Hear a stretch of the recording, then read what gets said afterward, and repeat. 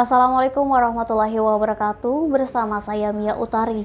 Dalam berita 370 jemaah haji reguler Kabupaten Oki berhak lunasi BP.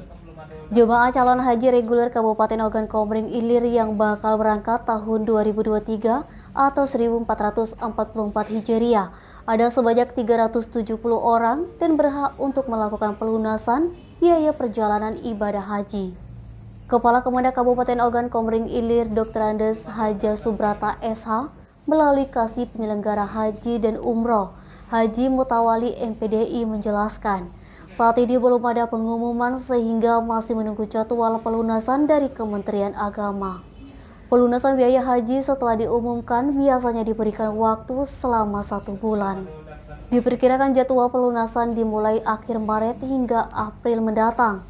Biasanya pelunasan biaya haji ini berbarengan dengan kuota resmi yang akan berangkat, yakni nama-nama JCH yang berhak pelunasan.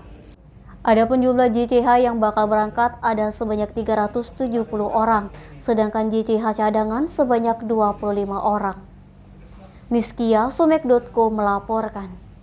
Jangan lupa like dan share video ini, subscribe YouTube Sumiko Official. Selalu terapkan protokol kesehatan, sehat bahagia selalu untuk kita semua.